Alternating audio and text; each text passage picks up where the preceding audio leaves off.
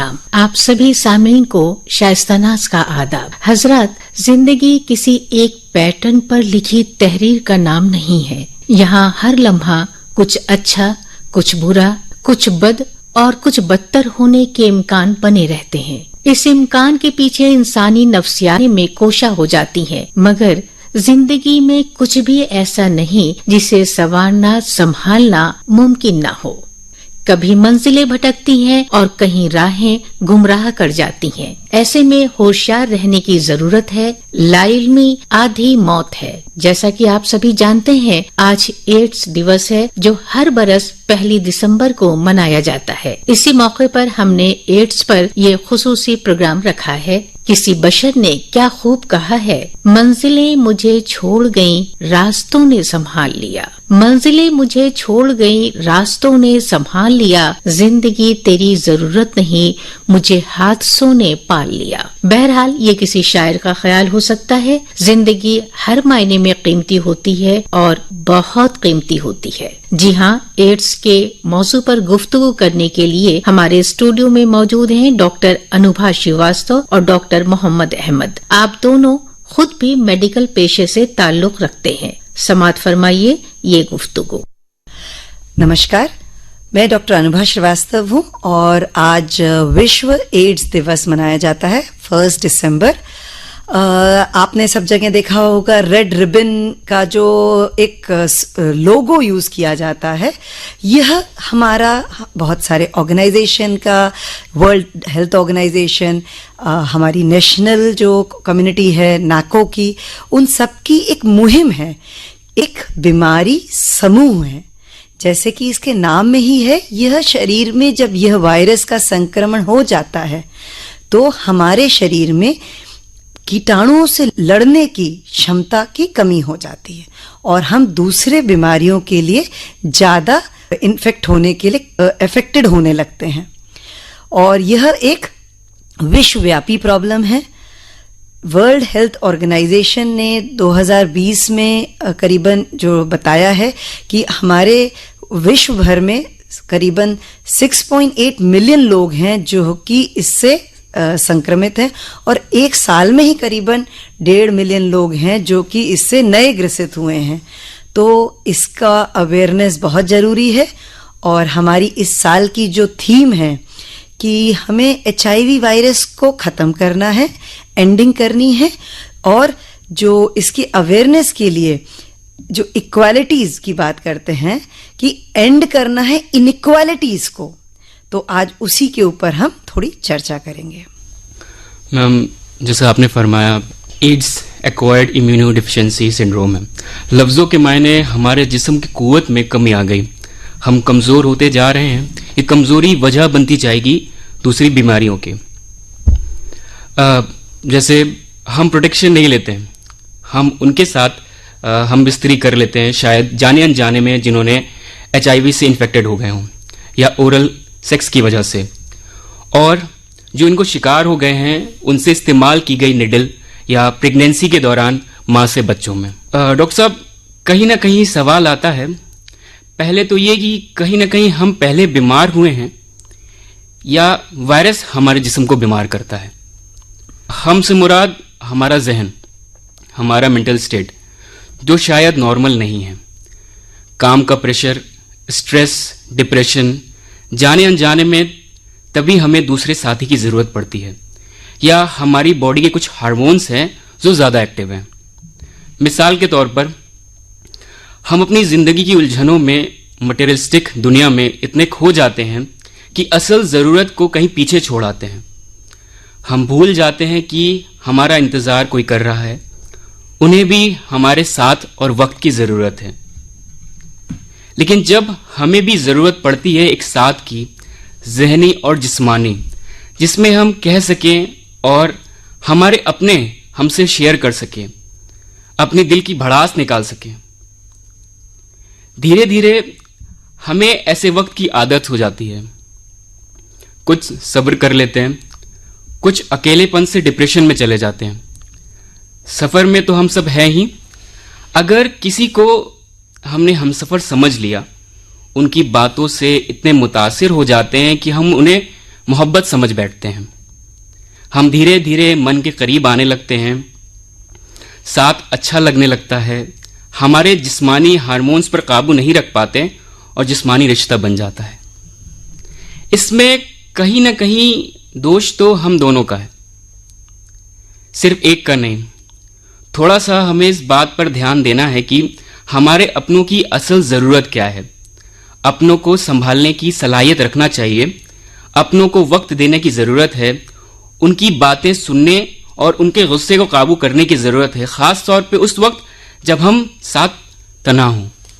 जी, आपने बहुत खूब फरमाया कि हम अगर ऐसे मेडिकल टर्म में कहना चाहें तो हम हाई रिस्क बिहेवियर्स की बात करेंगे।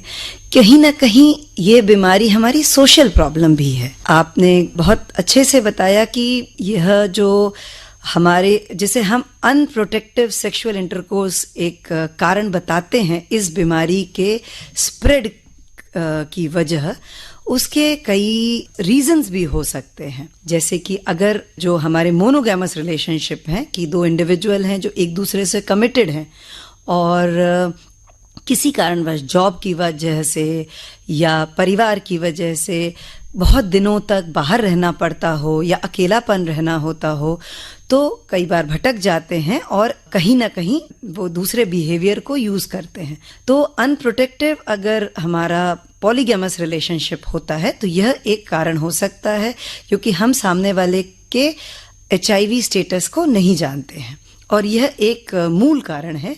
चाहे ओरल सेक्स बोलिए, चाहे एनल इंटरकॉर्स बोलिए या वजाइनल इंटरकॉर्स बोल सकते हैं, यह एक कारण स्प्रेड का काफ़ी ज़्यादा हो सकता है। उसी तरीके से बहुत सारा मेंटल प्रेशर है लोगों में, तो कई बार गलत संगति पड़ जाती है और ड्रग्स जैसी लोग उसका रास्ता अपनाते हैं। एक इंजेक्टेबल ड्रग्स भी आती हैं जिसमें इंजेक्शन लगाते हैं और उसकी आदत पड़ जाती है, और वह भी एक कारण है जो डायरेक्टली, क्योंकि शेयरिंग ऑफ नीडल्स बहुत कॉमन है, टैटूइंग वगैरह है, यह भी HIV के संक्रमण में हेल्प करती है, प्रमोट करती है। मदर को अगर होती है, माँ को हो सकती है और उससे उसके शिशु को हो जाती है।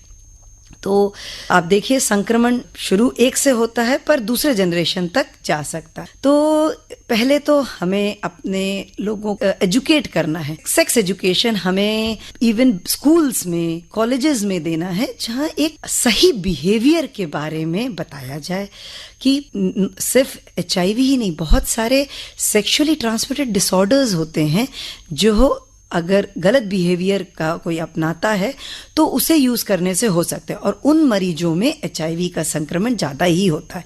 आज HIV ही नहीं, हेपेटाइटिस बी, हेपेटाइटिस C जैसे वायरस जो कि सिरोसिस या एंड स्टेज लिवर डिजीज कराते हैं, वह भी इसी तरीके के संक्रमित हो सकते हैं या साथ में ही हो जाते हैं। तो ये बहुत ज़रूरी है कि हम सही सेक्सुअल प्रैक्टिसेस स्टैब्लिश करें सोसाइटी में, अपनी जो एडोलेसेंट जनरेशन है उनको इसके बारे में बताएं, प्रोटेक्शन में कंडोम का यूज़ बताएं, ड्रग्स से बचाव के बारे में बात करें, और एक कमिटेड रिलेशनशिप जो हमारे कंट्री में है उसको प्रमोट करें और खुद भी सुरक्षित रहें और अपने पार्टनर को भी सुरक्षित रखें। और अगर किसी को यह बीमारी किसी कारणवश भी हो जाती है तो ये एंड ऑफ रोड नहीं है। कोई ना कोई कारण तो हो सकता है जो उस स्थिति में लाया है, पर अगर हम अब उसे बदल लें और इसको आगे ना फैलने दें बल्कि अपने डॉक्टर से संपर्क करें, क्योंकि कई बार लक्षण नहीं होते हैं शुरुआत के समय में और हम संक्रमित करते रहते हैं। तो अगर हमें ऐसा लग रहा है कि हमारे गलत बिहेवियर हुआ है और हम संक्रमित हो सकते हैं तो अपना जांच करें, और फिर दवाइयाँ भी उपलब्ध हैं जिसे हम एंटी रिट्रोवायरल थेरेपी भी कहते हैं, उनका शुरुआत करें। उस समय से आपके शरीर के CD4 काउंट काफ़ी रेगुलेटेड हो जाते हैं और फिर उसका स्प्रेड थोड़ा कम हो सकता है। दूसरा सवाल डॉक्टर साहब ये आता है जहन में, जो लोग खुद को HIV एड्स का शिकार समझते हैं तो इतना डरते क्यों हैं? 15 मुल्कों में हम बिस्तरी जायज़ है, वहाँ पर नए रिश्ते आराम से बन जाते हैं, फिर लोगों को मौत की जिम्मेदारी सिर्फ HIV क्यों होती है? तो शायद मुल्क की आधी आबादी गुजर चुकी होती। हम बीमार थे इसलिए हमसे खता हो गई, हमें एड्स है तो हमारी ज़िंदगी ही ख़त्म? नहीं, बिल्कुल नहीं। डरने की एकदम ज़रूरत नहीं है। जब तक हिम्मत है हम लड़ेंगे, अपने मन से भी, अपने जिस्म से भी। इंसान लफ्ज़े इंसिया से बना है, मायने गलती। अब हो गई गलती, हमारे डॉक्टर्स हैं, अभी परेशान नहीं होना है। और ये इम्यूनिटी की तकलीफ है। जिस्मानी कुव्वतें जैसे जैसे बढ़ती जाएगी, इंसान और बेहतर होता जाएगा। बहुत सी चीज़ें हैं जो हम नेचुरल में खाकर इम्यूनिटी बढ़ा सकते हैं। जी बिल्कुल। आपने बताया कि ये अगर किसी से कोई गलती हो गई या आप संक्रमित हो गए हैं तो छुपाना नहीं है और डरना नहीं है, ना कि अपने स्पाउस से या अपने घर परिवार से और ना ही अपने डॉक्टर से, क्योंकि बीमारी फिर बढ़ती ही जाती है। जैसे भी डॉक्टर साहब ने कहा कि इसमें इम्यूनिटी कम होती है और ये धीरे धीरे इम्यूनिटी होती ही जाती है, क्योंकि यह बीमारी जो हमारे HIV वायरस है, ये हमारे शरीर के जो वाइट ब्लड सेल्स हैं जो हमारे शरीर के इन्फेक्शनों से लड़ाई करते हैं, तो वो उनको इफेक्ट करती है या इन्फेक्ट करती है और उनको कमज़ोर कर देती है। तो ऐसे तो आपको अपनी इम्यूनिटी बढ़ाने के लिए उसमें vitamin C, vitamin E, vitamin A की जो पदार्थें घर में मौजूद हैं, फल हैं, सब्जियां हैं, हाई प्रोटीन डाइट हैं, यह आपको आपकी इम्यूनिटी में बढ़ोतरी कर सकते हैं। पर इतना ही अकेला HIV के मरीज के लिए काफ़ी नहीं है। अगर हमारा जो CD4 काउंट का एक टेस्ट किया जाता है 300 से कम है, 250 से कम है, तो हमें ज़रूरत है दवा की। हमें एंटी रिट्रोवायरल थेरेपी चाहिए जो कि इस जो वैल्यू है CD4 काउंट को बढ़ाएगी और उससे हमारे शरीर में जो ये वायरस की शेडिंग है, जो कि बलगम से हो सकती है, खखार से हो सकती है, सलाइवा से हो सकती है, हमारी बॉडी के बाकी सिक्रीशन से हो सकती है, बॉडी फ्लूइड से हो सकती है, ब्लड से हो सकती है और हाँ, सीमेन से भी हो सकती है। तो यह उसमें इसका मात्रा कम हो जाती है और हम दूसरे व्यक्ति को, अपने नियर और डियर व्यक्ति को संक्रमित करने से बच सकते हैं और एक हेल्दी लाइफ को जी सकते हैं। डॉक्टर साहब, आपने बिल्कुल सही फरमाया। हमेशा से जो हमें सिखाया गया है, पढ़ाया गया है, हमारी संस्कृति, हमारी सभ्यता, जिसके वजह से आज तक बहुत सी बीमारियों से हम बच सके हैं। जैसे पीरियड के वक्त हम बिस्तरी नहीं करना चाहिए, या हम बिस्तरी के जो दूसरे तरीके हैं वो नहीं होना चाहिए। पर धीरे धीरे हम बदलते जा रहे हैं, हमारा माशरा मॉडर्न होता जा रहा है, नए नए रिश्ते कायम होते जा रहे हैं। हमें सफाई और पाकीज़गी की बहुत ज़रूरत है, इसको हमें ध्यान रखने की ज़रूरत है। हम किसी भी दूसरी जिस्मानी बीमारी हो या गोनोरिया या STD जैसे बीमारियों से बच सकेंगे। बहुत ज़रूरी है कि हम जो हमारा कल्चर जो हमें बताता है, हम जिस मुल्क में हैं और जो हमारे यहाँ धारणाएं हैं, रेबलियन एक एज होती है जो टीनेजर्स में होती है, एडोलेसेंट एज ग्रुप में होती, दूर की चीज़ बड़ी अच्छी दिखाई देती है। तो वेस्टर्नाइजेशन हुआ, मॉडर्न हुए, सिटी लाइफ आई, अर्बनाइजेशन हुआ, फ़ायदा भी हुआ, एजुकेशन हुई, लोगों ने बहुत अच्छी पदें भी संभाली, पर कहीं ना कहीं हम अपने रूट्स को खोने लगे हैं और उसके साथ हम उनके कल्चर की कुछ ऐसी चीज़ें भी, हम आधी चीज़ें लिए, हमने पूरी चीज़ें अपनाई नहीं। तो हमने अपना संयम खोया, अपना नियम खोया। पर अगर हम ये कोशिश करें कि हम अपने कल्चरल रूट्स को ना खोएं, अपनी यूनिकनेस भी मेंटेन करें। लाइफ में कमिटमेंट बहुत ज़रूरी है।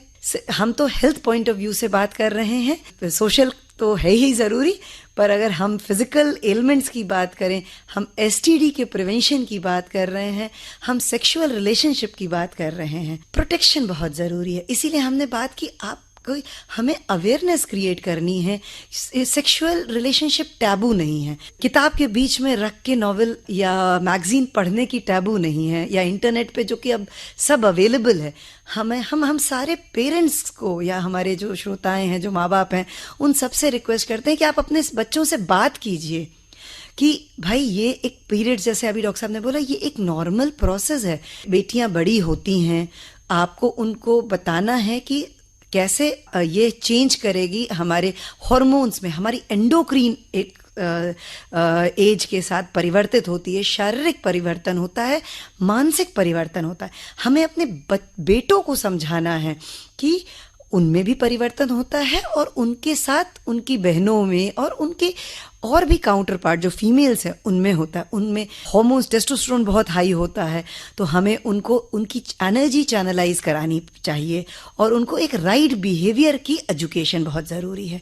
सही बिहेवियर घर से ही शुरू होता है, हमें उनको यह ज़रूरी सिखाना है।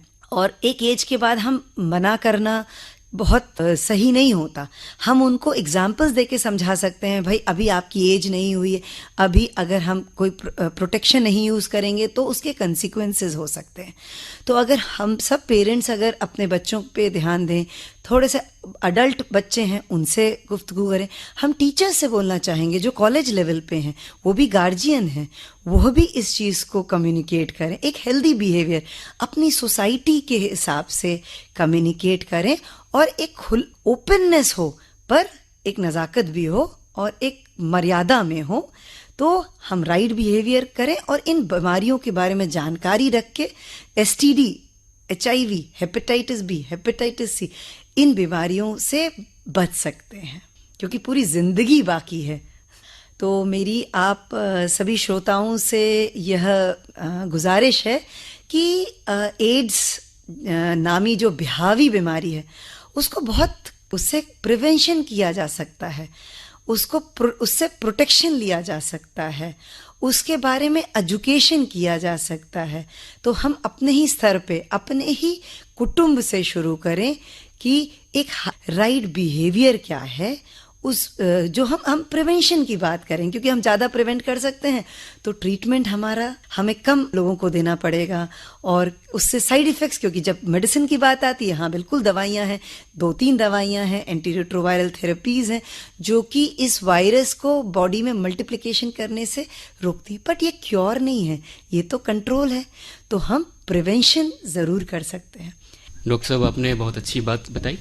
जाहिर है चैरिटी बिगिंस फ्रॉम होम। हम ये जानते हैं कि इन छोटी छोटी बातों को अगर हम ध्यान रखते हैं तो अपनों का ख्याल रख सकते हैं इस चीज़ के लिए। और जिस हम सोसाइटी में हम रहते हैं इस चीज़ के लिए, तो हमें ही खुद ख्याल रखना पड़ेगा उस चीज़ का। और कुछ इस पे प्लस पॉइंट है, कुछ माइनस है, लेकिन हमें ज़रूरत है कि इनसे हम जो सबसे बेहतर चीज़ होती है, वो सोसाइटी हमसे ही बनती है। तो हमें ये समझना पड़ेगा और हमें अपने बच्चों को समझाना पड़ेगा, सिखाना पड़ेगा, और हमें अपने बच्चों को दोस्त बनाने की ज़रूरत है। अगर हम आप ये जानते हैं कि हमारे बच्चे कहाँ पर हैं इस वक्त में, जो ये एक ज़माना है, जो मुआशरा चल गया है, हर चीज़ ऑनलाइन हो गया है, सारी चीज़ें हो गई हैं, उस चीज़ को हमें संभाल के रखना है, बच्चों को ध्यान रखना है इस चीज़ के लिए। और आपसे हम इजाज़त लेते हैं इस टाइम पे। जी धन्यवाद, आप सभी श्रोतागणों का धन्यवाद, और सेफ रहिए, सुरक्षित रहिए। अभी आप एड्स दिवस पर हमारा ये खुसूसी प्रोग्राम सुन रहे थे। शुरुआत थी डॉक्टर अनुभा श्रीवास्तव और डॉक्टर मोहम्मद अहमद। इसी के साथ आज का उर्दू प्रोग्राम इख्तिताम पजीर होता है। ये प्रोग्राम आकाशवाणी के इलाहाबाद मरकज पर तैयार किया गया।